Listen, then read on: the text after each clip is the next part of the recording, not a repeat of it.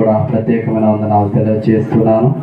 ప్రభు యొక్క ఉచితమైన కృపను బట్టి గత ఆదివారం నుండి ఈ రోజు వరకు మనలను, మన కుటుంబాలను, సంఘమును సజీవ లెక్కలో ఉంచి కాచి కాపాడి నడిపించి పోషించి బ్రతికించిన ఆ దేవాది దేవునికి మనమందరం కూడా ఎంతో రుణస్థలమై ఉన్నాం. ఈ ఉదయకాల వేళలో పరిశుద్ధ గ్రంథం నుండి మనము దేవుని వాక్యాన్ని చదువుదాం. చూడండి,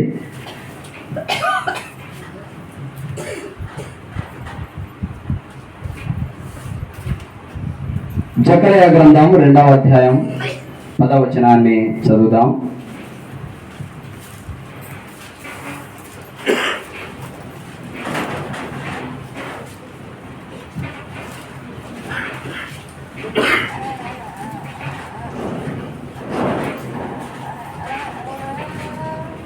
చదవండి. జకర్యా గ్రంథం 2:10. నేను వచ్చి మీ మధ్యన నివాసము చేతును, సంతోషముగా నుండి పాటలు పాడును. దేవుడు తన పరిశుద్ధ వాక్యాన్ని మన హృదయాలలో ఫలింపచేయును గాక. అందరు బాగున్నారా? ఓకే, మంచిది. చూడండి ప్రియమైన దేవుని బిడ్డలారా, ఈరోజు అంశం ఏంటంటే నివసించు దేవుడు. నివసించు దేవుడు. చదవబడిన లేఖన భాగాన్ని మనము ఆలోచన చేస్తే, నేను వచ్చి మీ మధ్యను నివాసము చేతును అని వ్రాయబడింది. చిన్న ప్రవక్తలలో ఒకరు జకర్యా ప్రవక్త.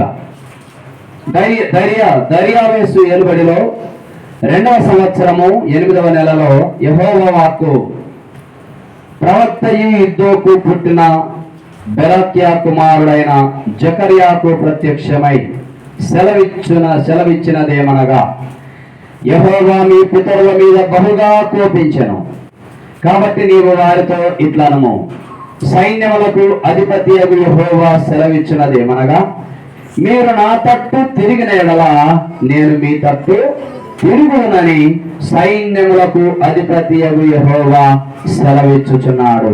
ఇదే సైన్యములకు అధిపతియగు యెహోవా వాక్కు. మీరు మీ పితరుల వంటి వారై ఉండవద్దు. పూర్వీకులైన ప్రవక్తలు సైన్యములకు అధిపతియగు యెహోవా సెలవిచ్చినదేమనగా, మీ దుర్మార్గతను, మీ దుష్క్రియలను మాని తిరుగుడని వారికి ప్రకటించినను వారు వినకపోయిరి, నా మాట ఆలకించకపోయిరి. ప్రియమైన దేవుని బిడ్డలారా, చూడండి, జకర్యా ప్రవక్తకు ప్రత్యక్షమైన దేవుని యొక్క వాక్కు ఏంటంటే, మీ యెహోవా మీ పితరుల మీద బహుగా కోపించెను, కాబట్టి నీవు వారితో ఇట్లనము,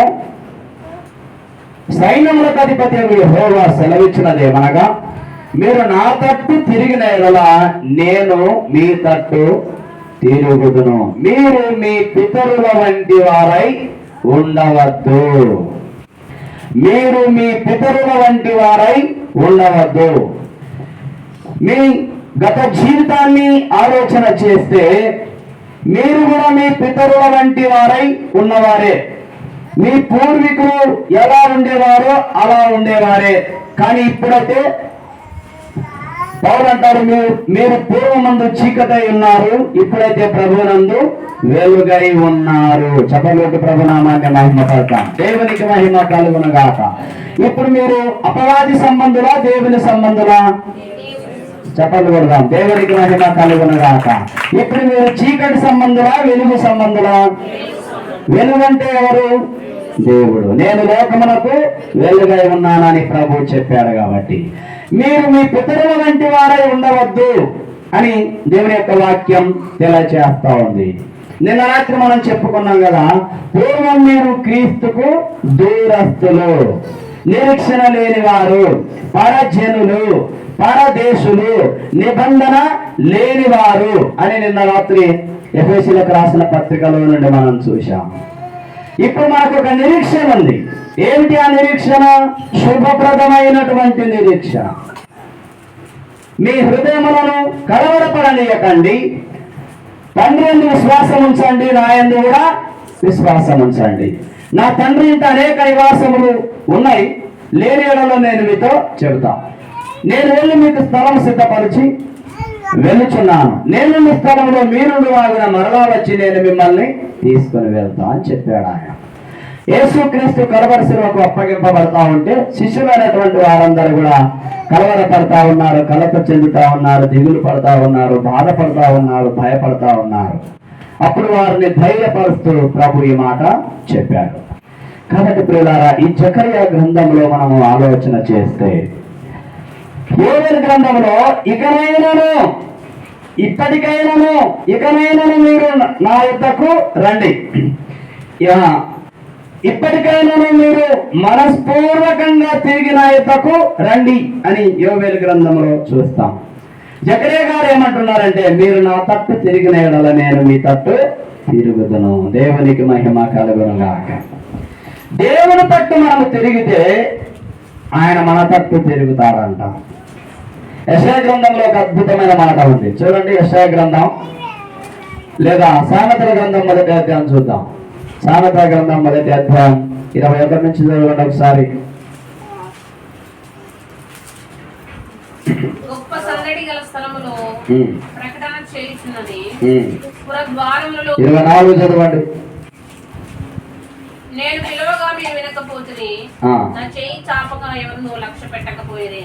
నేను చెప్పిన బోధ 23 కూడా మనం చూస్తే, నా గద్దింపు విని తిరుగుడి, ఆలకించుడి, నా ఆత్మను మీ మీద కుమ్మరించుదును, నా ఉపదేశమును మీకు తెలిపెదను. నేను పిలువగా మీరు వినకపోతుంది, నా చేయి చాపగా ఎవరునో లక్ష్య పెట్టకపోయిరి. ప్రియమైన దేవుని విడలారా, మరి 27వ వచనం చదవండి ఒకసారి. భయము మీ మీదికి తుఫాను వలె వచ్చినప్పుడు, సుడిగాలి వచ్చినట్లు మీకు అపాయము కలుగునప్పుడు, మీకు కష్టమును దుఃఖమును ప్రాప్తించునప్పుడు నేను అపహాస్యము చేసిదను. అప్పుడు వారు నన్ను గురించి మొరపెట్టెదరు గాని నేను ప్రత్యుత్తరమియ్యకుందును. ఎందుకు మాటలు చదివించానంటే, జకర్యా గారు ఏమంటున్నారంటే, మీరు నా తట్టు తిరుగుడు, నేను మీ తట్టు తిరుగుతా అంటున్నాడు ప్రభు. మరి మనం ప్రభు తట్టు తిరగకుండా ప్రభు మన వైపు తిరగాలంటే అది సమంజసం కా, అది న్యాయం కా. జ్ఞాని అయిన సొలొమోను మహారాజు ఏమంటున్నాడంటే, దేవుడు ఎన్నోసార్లు మిమ్మల్ని పిలిచాడు, ఎన్నోసార్లు మీకు చెప్పాడు, ఎన్నోసార్లు మీకు బోధించాడు, ఎన్నోసార్లు మీకు ఉపదేశం చేశాడు, కానీ మీరు లక్ష్య పెట్టలేదు. నా గద్దింపు విని మీరు నా వైపు తిరగలేదు. అందుకనే మీ మీదికి అపాయము సుడిగాలి వలె వచ్చినప్పుడు, ప్రమాదము వలె వచ్చినప్పుడు నేను నవ్వెదను, అపహాస్యము చేసేదను, లక్ష్య పెట్టక ఉందును. చదవండి సామెతల గ్రంథం మొదటి అధ్యాయంలో 24 నుంచి చూస్తే, నేను చెప్పిన బోధ ఏమీ మీరు వినక త్రోసివేసిరి, నేను గద్దింపగా లోపడకపోతుంది, కాబట్టి మీకు అపాయము కలుగునప్పుడు నేను నవ్వెదను, మీకు భయము వచ్చినప్పుడు నేను అపహాస్యము చేసేదను. భయము మీ మీదికి తుఫాను వలె వచ్చినప్పుడు, సుడిగాలి వచ్చినట్లు మీకు అపాయము కలుగునప్పుడు, మీకు కష్టమును దుఃఖమును ప్రాప్తించినప్పుడు నేను మీరు మీ పితరుల వంటి వారై ఉండవద్దండి అని ఖరఖండిగా దేవుడు చెబుతా ఉన్నాడు, ఖండితంగా ఆజ్ఞాపిస్తా ఉన్నాడు.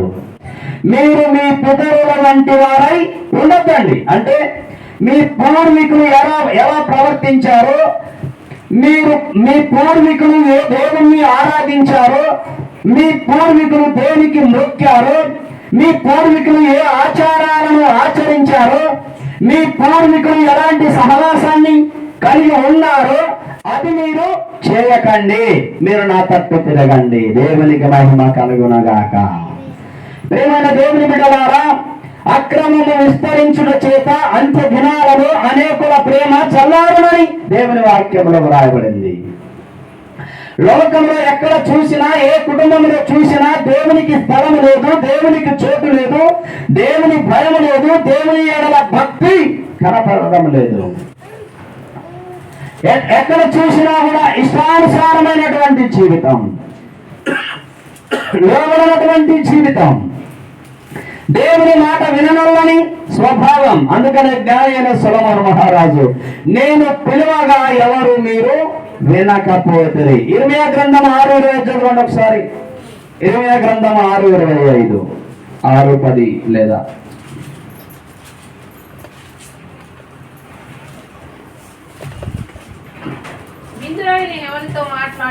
వచనం 6:10.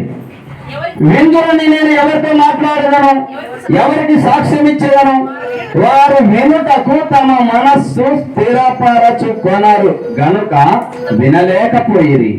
ఇదిగో వారు యెహోవా వాక్యమందు సంతోషము లేని వారై దాన్ని తృణీకరింతురు. కావున నేను యెహోవా క్రోధముతో నిండి ఉన్నాను. చూడండి, ఇర్మియా గారు ఏడుస్తా ఉన్నారు, విలపిస్తా ఉన్నాడు. ఏడుపు ప్రవక్త ఇర్మియా. యెహెజ్కేలు విలాప వాక్యములు. విలాపం అనగా ఏడుపు అన్నమాట. దేవుని ప్రజల కొరకు ఏడ్చినటువంటి ప్రవక్త ఎవరంటే ఇర్మియా.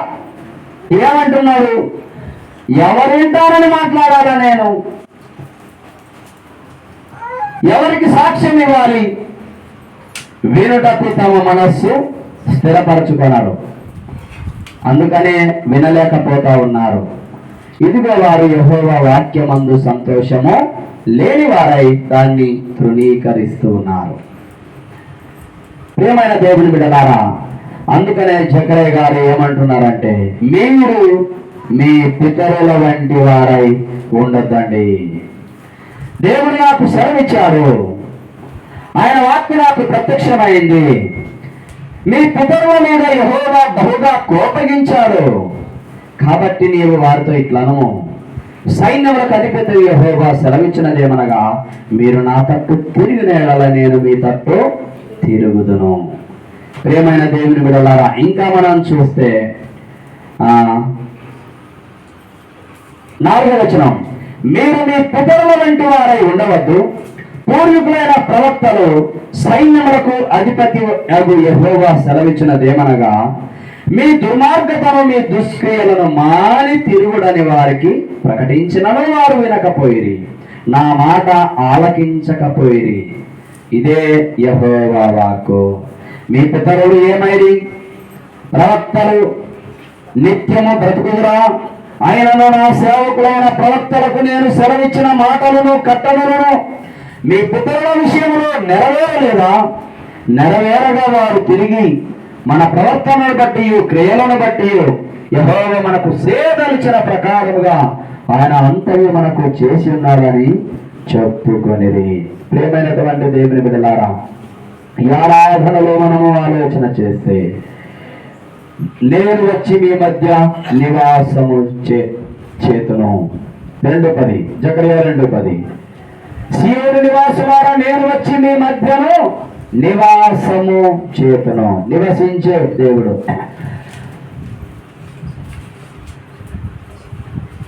నేను వచ్చి మీ మధ్య నివాసము చేతును అంటున్నాడు ఆయన.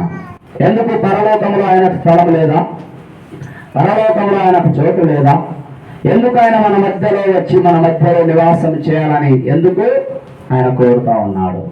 అందుకనే ఇశ్రాయేలీయుల కాలంలో దేవుడు దైవజనుడైన మోషే ద్వారా ఏం చెప్పాడంటే, నేను మీ మధ్యకు వచ్చి నేను సంచరిస్తా, నివాసం చేస్తా, మీరు నా కొరకు పరిశుద్ధ స్థలమును ఏర్పాటు చేయండి, మీరు నాకు ఒక స్థలమును ఏర్పాటు చేయండి, నేను మీ మధ్యలో వచ్చి నివాసం చేస్తా, సంచరిస్తా, నివసిస్తా అని చెప్పాడు. క్రొత్త నిబంధనకు వచ్చేసరికి ప్రియులారా, మీ హృదయం దేవుని ఆలయమై ఉన్నదనియో ఆయన మీలో నివసించుచున్నాడనియో మీరు ఎరుగరా అని చెబుతా ఉన్నాడు పౌలు భక్తుల ద్వారా. జకర్యా ప్రవక్త ఏమంటున్నాడంటే, నేను వచ్చి మీ మధ్య నివాసము చేతును. కాబట్టి ప్రియమైన దేవుని బిడ్డలారా, ఆయన మన మధ్యకు వచ్చి నివాసము చేయాలి అని అంటే మనం ఎలా జీవించాలి, ఏం చేయాలి అనేది ప్రియమైన దేవుని బిడ్డలారా మనము ఆలోచన చేయాలి. ఆయనకు మనం చోటు ఇవ్వాలి. ప్రకటన గ్రంథంలో 3:21 రాయబడింది, ఇదిగో నేను తలుపు వద్ద నిలుచుండి తట్టుచున్నాను, ఎవరైనా నా స్వరము విని తలుపు తీసిన నేను వారిలోనికి వస్తా, వారి మధ్యలో చదవండి ఒకసారి. ప్రకటన గ్రంథం 3:21. నేను జయించిన 3:20. ఇదిగో నేను తలుపు వద్ద నిలుచుండి తట్టుచున్నాను. ఎవడైనా నా స్వరం విని తలుపు తీసిన ఎడల నేను అతని యొద్దకు వచ్చి అతనితో నేనును నాతో కూడా అతను భోజనం చేయుదును. చూడండి, అతనితో నేనును నాతో కూడా ఆయన అతను కలిసి భోజనం చేస్తామని ప్రభు తెలియజేస్తా ఉన్నాడు. కాబట్టి ఈ మధ్యాహ్న వేళలో దేవుని వాక్యాన్ని మనము ఆలోచన చేస్తే, మీరు నా తట్టు తిరుగుడు, నేను మీ తట్టు తిరుగుదా. మీ పితరులు వినలేదు, ఆలకించలేదు, గ్రహించలేదు. అలాగా మీరు ఉండొద్దండి, మీరు నా వైపు తిరగండి అని. ప్రియమైన దేవుని బిడ్డలారా, ఈ జకర్యా గ్రంథాన్ని అంతా కూడా మనము ఆలోచన చేస్తే తిరుగుడి, చూడుడి, మరి ఇలాంటి మాటల్లో మనం ఎక్కువగా చూస్తాం. 3వ అధ్యాయం 9వ వచనం చదవండి ఒకసారి. యెహోషువ ఎదుట నేనుంచిన రాతిని తేరి చూడుడి అనే మాట మనం చూస్తా ఉన్నాం. 12వ వచనాన్ని మనం చూస్తే, లేదా 11:12 చూడగలిగితే 2:11లో, ఆ దినమున అన్యజనులు అనేకులు యెహోవాను హత్తుకొని నా జనులగుదురు, నేను మీ మధ్య నివాసము చేతును. దేవునికి మహిమ కలుగును గాక. అప్పుడు యెహోవా నన్ను మీ యుద్ధకు పంపి ఉన్నాడని మీరు తెలిసికొందురు. మరియు తనకు స్వాస్థ్యమని యెహోవా ప్రతిష్ఠితమైన దేశములో యూదాను స్వతంత్రించుకొను, యెరూషలేమును ఆయన ఇకను కోరుకొనును. సకల జనులారా, యెహోవా తన పరిశుద్ధమైన నివాసము విడిచి వచ్చుచున్నాడు. ఆయన సన్నిధిని మౌనులై ఉండండి. దేవునికి మహిమ కలుగును గాక. ప్రియమైన దేవాది దేవుని బిడ్డలారా, ఈ మధ్యాహ్నం వేళలో దేవుని వాక్యాన్ని మనము ఆలోచన చేస్తే, నేను మీ మధ్య నివాసము చేతును, నేను మీ మధ్య నివాసము చేతును. ప్రియమైన దేవుని బిడ్డలారా, ఆయన మన మధ్యలో నివసించాలి అని అంటే, ఆయన మనతో నివాసము చేయాలి అని అంటే, మన హృదయంలో ఆయనకు చోటు ఇవ్వాలి. మన హృదయంలోనికి ఆయనను మనము ఆహ్వానించుకోవాలి. ప్రియమైన దేవుని బిడ్డలారా, అప్పుడు ఆయన మనలో నివసిస్తాడు, మన మధ్యలో నివాసం చేస్తాడు, మన మధ్యలో నివసించి సంచరిస్తాడు ఆయన. అందుకనే ప్రియమైన దేవుని బిడ్డలారా, నన్ను కనుగొనేవాడు ఎవరైనా ఉన్నారా అని దేవుని వాక్యంలో మనం చూస్తాం. ఆకాశం నుండి ఆయన నరులను పరిశీలన చేస్తున్నాడంట. ఆయనను వెలికేవారు ఎవరైనా ఉన్నారేమో అని, ఆయనను కనుగొనేవారు ఎవరైనా ఉన్నారేమో అని ఆకాశం నుంచి ఆయన పరిశీలన చేస్తున్నాడంట. ప్రియులారా, ఈ ప్రసంగంలో మనం నేర్చుకునే సారాంశం ఏంటంటే, మీరు మీ పితరుల వంటి వారై ఉండవద్దండి, మీరు నా తట్టు తిరగండి. మీరు నా తట్టు తిరిగితే నేను మీతో నివాసం చేస్తా, మీ మధ్యలో నివసిస్తా, సంచరిస్తా. ప్రియులారా, దేవుడు మనతో ఉంటే ఆయన మౌనంగా ఉంటాడా? దేవుడు మనతో ఉంటే ఏ కార్యం జరగకుండా ఉంటుందా? దేవుడు నీతో ఉంటే ప్రియమైన దేవుని బిడ్డలారా, ఆయన కాముగా ఉండే దేవుడు కాదు, సైలెంట్ గా ఉండే దేవుడు కాదు, చూస్తూ ప్రియులారా ఊరక ఉండే దేవుడు కాదు. అందుకనే డాక్టర్ A.R. స్టీవెన్సన్ గారు ఒక పాట రాస్తారు. పోరాటం చేయకుండానే, ఏ ఖడ్గం దూయకుండానే తరుమువారు పారిపోలేదా?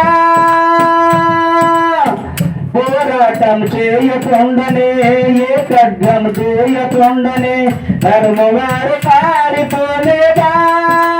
ఊరక నిలిచిన చాలును, చేయును ప్రభువే కార్యము. ఊరక నిలిచిన చాలును, చేయును ప్రభువే కార్యము. బలపరిచే యేసు మాటలు భద్రపరచుకుంటున్నాడు. నేనెందుకు భయపడవలను, సాతానును వలెను. నేనెందుకు భయపడవలను, సాతానును వలెను. కరుణించే నా వాడు కను పాపలు కాపాడు కొనికేయడు ఏనాడు యేసు. దేవునికి మహిమ కలుగునుగా. 20 సంవత్సరాల క్రితం బాగున్న యాడ గుర్తుంటుంది. దాదాపుగా 20 సంవత్సరాల క్రితం ప్రతి మీటింగ్ లో పాడేవాడిని ఈ పాట అన్నమాట. మరి కొంచెం కొంచెం గుర్తుంది, మధ్య మధ్యలో ఎగిరిపోతుంటాయి అన్న. పాటల బుక్ లో ఉంటుంది క్లియర్ గా. చాలా అద్భుతమైన పాట. అంటే ఇశ్రాయేలు ప్రజల జీవితాలలో ఆయన సంచరించినప్పుడు ఆయన చేసిన కార్యాలు. 400 మంది బయలు ప్రవక్తలు ఒక సైడు, ఏలియా ఒకవైపు. ఒక సవాలు విసిరాడు. ఈరోజు మీరు నేను తేల్చుకుందాం. దేవుడు, మీరు సేవించే దేవుడు మీతో ఉంటే ఈరోజు చూపించండి, లేదా నేను సేవించే దేవుడు నాతో ఉన్నాడో లేదో నేను నిరూపిస్తా. మీరందరూ ఒకవైపు, నేను ఒక్కని ఒకవైపు. సైన్యములకు అధిపతి యెహోవా, నేను నీ సన్నిధిలో ఎలా ఉన్నానో, ఎలా జీవిస్తా ఉన్నానో, నేను ఏమై ఉన్నానో నీకు తెలుసు కదా ప్రభువా. ఈ ప్రజలు నీవు ఉన్నావని, నీవు నిజమైన దేవుడవని, నాతో నివసిస్తూ ఉన్నావని ఈ ప్రజలు తెలుసుకున్నట్లు ఈరోజు మీరు కార్యం చేయండి అని ఆకాశము వైపు ఏలియా తన చేతులెత్తి ప్రార్థించాడు. దేవునికి మహిమ కలుగునుగాక. పిల్లారా, ఆ యొక్క ప్రజలు 2 తలంపుల మధ్య తడబడుతూ ఉన్నారు. ఏలియా అంటా ఉన్నాడు, ఎన్నాళ్ళ మట్టుకు మీరు 2 తలంపుల మధ్య తడబడుతూ ఉంటారు.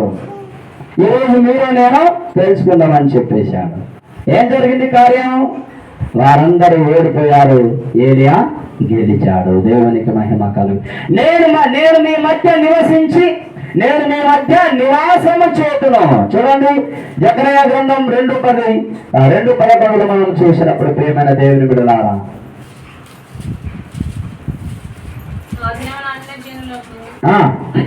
అనేకులు యెహోవాను హత్తుకొని నాకు జనులగుదురు, నేను మీ మధ్య నివాసము చేతును. దేవునికి మహిమ కలుగునుగాక. ప్రియమైన దేవుని బిడ్డలారా, యెహోషువ కాలంలో కూడా మనం చూస్తాం. ఎరుకో పట్టణం కొరకు ప్రార్థన చేస్తున్నారు. ప్రభువా, ఈ ఎరుకో పట్టణాన్ని నాకు అప్పగించు అని దేవుడు చెప్పాడు. 7 రోజులు మీరు ప్రతి రోజుకి ఒకసారి 7 రోజులు 7 మార్లు తిరగండి. 7వ రోజు 7 మార్లు తిరగండి, ఆ పట్టణాన్ని నేను మీకు అప్పగిస్తానని.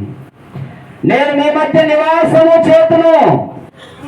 దేవుడు మన మధ్యలో నివాసము చేస్తే ఆయన కార్యాలు చేయకుండా మౌనముగా ఉండే దేవుడు కాదు. ఎక్కడ ఆయన నివాసం చేస్తాడో అక్కడ కార్యాలు జరుగుతాయి. ఎక్కడ ఆయన ఉంటాడో అక్కడ అద్భుతాలు జరుగుతాయి. ఆయన ఎక్కడ ఉంటాడో అక్కడ ఆశ్చర్య కార్యాలు జరుగుతాయి. ఆయన ఎక్కడ ఉంటాడో అక్కడ దయ్యాలు పారిపోతాయి. ఆయన ఎక్కడ ఉంటాడో అక్కడ సాతాను కట్లు పంపబడతాయి. ఆయన ఎక్కడ ఉంటాడో అక్కడ బంధకాలు ఊడిపోతాయి. దేవునికి మహిమ కలుగునుగాక.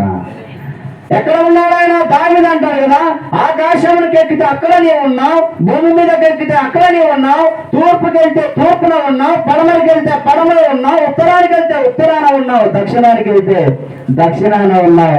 నీ యొద్ద నుండి నేను ఎక్కడికి పారిపోవుదును అంటాడు దేవుడు. దావీదు కాదు. దేవునికి మహిమ కలుగునుగాక. ఆయన అంతటా ఉన్నటువంటి దేవుడు, ఆయన సర్వవ్యాపి అయినటువంటి దేవుడు ఆయన. ప్రేమైన దేవుని విడలారా, మరి చెరసాలలో వేతామనుకొని పౌలు శీలలు స్వార్థ ప్రకటిస్తా ఉంటే వాళ్ళని బంధించి చెరసాలలో వేశారు. చెరసాలలో దేవుడు ఉండవా? జైలు గోడలు దేవుణ్ణి ఆపగలుగుతాయా? ఆ గోడలు దేవుని కార్యాలను ఆపగలుగుతాయా? పౌలు శీలను బంధించి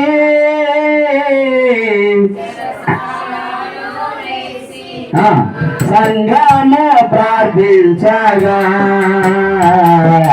చెరసాల దగ్గలాయే. సంఘము ప్రార్థించగా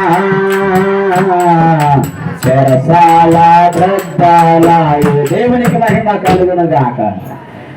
నేనేమనుకున్నారంటే వీళ్ళని బయట వదిలిపెడితే వీళ్ళది ఎక్కువైపోయింది, బోధించడము, ప్రకటించడము, సువార్త ప్రకటించడము, వీళ్ళని పట్టకపోయి చెరసాలలో వేద్దాం అనుకున్నారు. అక్కడ వీళ్ళు ఏమైనా ఊరిక ఉన్నారా?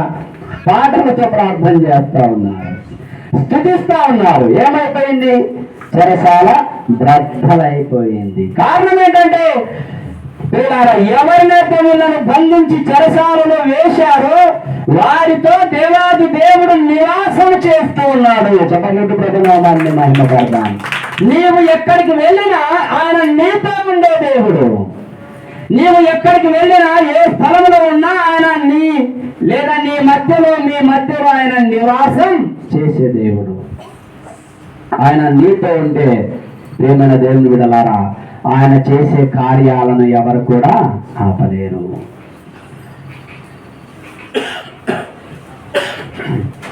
శద్రకు మెషకు అబద్ధంగా అగ్నిగుండంలో పడవేశారు. రాజాజ్ఞను వారు ధిక్కరించాలని, రాజాజ్ఞ అతిక్రమించాలని, లోబడలేదని, ప్రతిమకు మ్రొక్కలేదని. దానియేలు అంటారు కదా, నేను సేవించే దేవుడు ఈ అగ్నిగుండము నుండి తప్పించగలడానికి సమర్థుడు. దేవునికి మహిమ కలుగునుక. ఒకవేళ రక్షించకపోయినా సరే మేము నీవు నిలబెట్టించిన ప్రతిమకు మాత్రం నెబుకద్నెజరు పేరు పెట్టి చెబుతా ఉన్నారు. 120 సంస్థానాలకు అధిపతి. ప్రియమైన దేవుని బిడ్డలారా, ఆ బబులోను సంస్థానానికి హెడ్. ఆయన చెప్పిందే శాసనం, ఆయన చెప్పిందే వేదం, ఆయన చెప్పిన మాట విననులకు శిక్ష అగ్నిగుండం. ఇలాంటి లేదా సింహాల బోనులో పడవేయడం, ఇలాంటి శిక్షలకు ప్రియులార వారు భయపడలేదు. కారణం ఏంటంటే మేము సేవిస్తున్న దేవుడు, మేము ప్రార్థిస్తున్న దేవుడు, మేము ఆరాధిస్తున్న దేవుడు ఆయన మాతో ఉన్నాడనే నిరీక్షణ వారికి ఉంది. ప్రియులారా, 3 అగ్నిగుండంలో పడవేశారు. 4వ వ్యక్తి వీళ్ళకి కనబడతా ఉన్నారు. దేవునికి మహిమ కలుగునుగా. ఎవరు ఆ 4వ వ్యక్తి అంటే దేవుని దూత. కారణం ఏంటంటే ప్రభు చెప్పాడు కదా, నేను దహించు అగ్ని అయి ఉన్నాను. ఈ నెబుకద్నెజరు అనుకున్నాడు, వీళ్ళని అగ్నిగుండంలో పడవేద్దాం, ఈ అగ్నిగుండం నుంచి ఎవరు వీళ్ళని కాపాడతారో చూద్దామని అనుకున్నారు. కానీ దేవుడు చెప్పిన మాట వీళ్ళకి గుర్తులేదేమో. నేను దహించు అగ్ని అయి ఉన్నానని, ఆయననే దహించు అగ్ని. ఈ లోక సంబంధమైన అగ్ని ఆ అగ్ని ముందు నిలబడలేదు, ఏమీ చేయలేదు. ప్రియులారా, ఆ ముగ్గురు వ్యక్తులకు ప్రియులారా ఒక దూత కాపలా ఉండి వారిని ఆ అగ్ని జ్వాలను ఏమి చేయకుండా వారిని కాపాడింది. దేవునికి మహిమ కలుగునుగాక.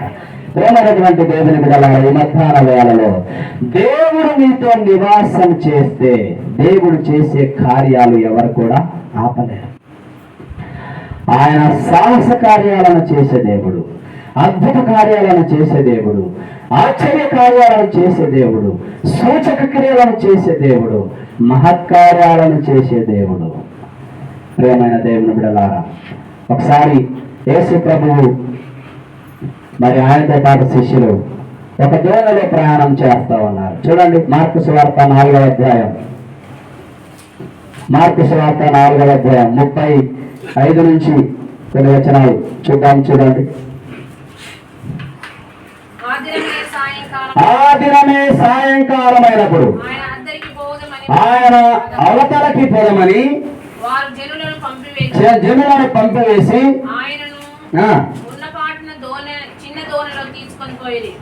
ఉన్న పాటున చిన్న దోణిలో ఎవరిని తీసుకుని పోయినారంట?